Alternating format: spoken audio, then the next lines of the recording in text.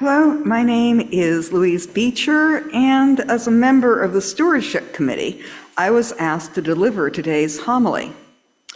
I'll admit I was a little intimidated by this assignment.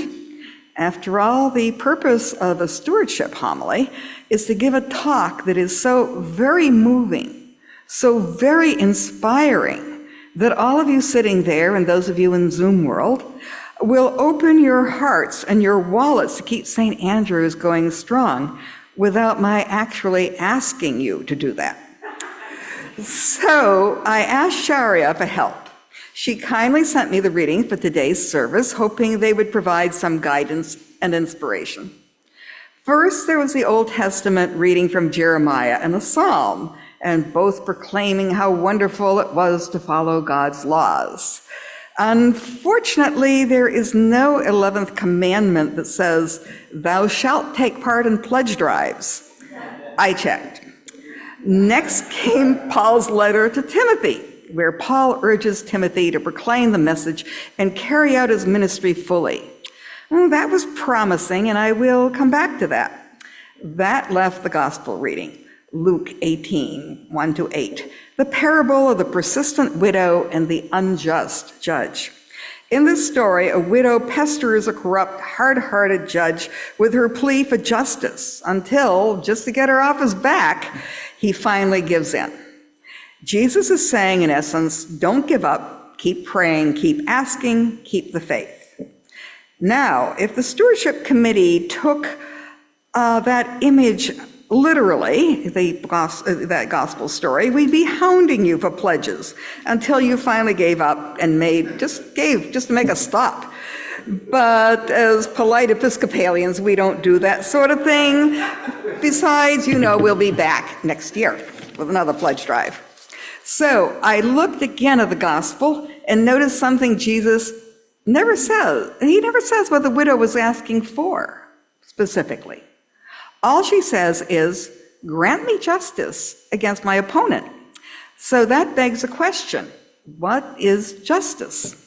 So I went to dictionaries, I went to Google that even used AI to give some answers, but the clearest and most succinct definition I found was this. Justice is giving what is due in a certain situation. The widow was asking the judge to give her what was due to her. The details don't matter. The principle does. So let's do a little role playing. Let's imagine my stewardship packet is the widow and I am the hard-hearted judge. There the packet sits on my desk, looking at me, metaphorically tapping its little toes, drumming its little fingers, waiting for me to respond. And like the judge, the only way I can quiet is to act, to give it what is due. What is due to God? What is due to my faith? And very specifically, what is due to St. Andrew's? That brings me to the real question. Apart from the nagging, why should I pledge? And that brings me back to Paul's letter to Timothy. Paul exhorts Timothy to carry out your ministry fully. Now, one of the things I love most about the Episcopal Church is this idea of ministry for lay people, for anyone here. I grew up in the Roman Catholic Church in the 50s and 60s, a very top-down tradition. Back then, the pews were places of quiet passivity. But here, everyone is encouraged to have agency, to have a ministry. That might mean singing in the choir, ushering, serving on the altar guild, donating to the food bank, creating moment bags for the homeless, or chaperoning the home trip. The list is endless. And perhaps your ministry is simply to show up, to smile at your fellow parishioners, to remind others that coming here matters.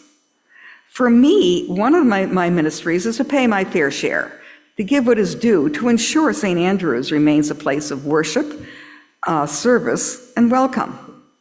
Now, I can't tell you how much to pledge. Everyone's situation is different. But I can share an experience that changed my perspective about giving. I was in a lodge in a remote part of India and trying to decide which of two paintings done by local tribesmen to buy. There was a big one that I really liked that was quite a bit more expensive than a smaller one that was also good, but I didn't like quite as much. So I'm there hemming and hawing, and another traveler who was with us said to me, "Louise, if you can afford to come on this trip, you can afford the painting you want." And she was right. I've thought of that when deciding often when deciding how to give, whether to St. Andrew's or someplace else. But let's go back once more to Paul and Timothy. Paul doesn't stop at carry out your ministry fully. He continues, proclaim the message, be persistent, and do the work of an evangelist. Evangelism, it conjures up images of soapboxes and bullhorns, which isn't really our style here in New England, and I think in Madison in particular. But in our quiet New England way, we already evangelize. When you see people pull into the parking lot on a Sunday, when people see you pull into a parking lot on Sunday morning, you're proclaiming something. When we process around the church on Palm Sunday or Rogation Sunday, we're proclaiming something. When our teens hold a car wash or bake sale for the home trip, we're proclaiming something. We're saying, this place matters, faith matters. St. Andrew's is alive and welcoming. So as we contemplate pledging, we might ask ourselves, how can I carry out my ministry fully? How can I do the work of an evangelist? How can I do justice to God, to my faith, and to this community of St. Andrew's? Thank you very much.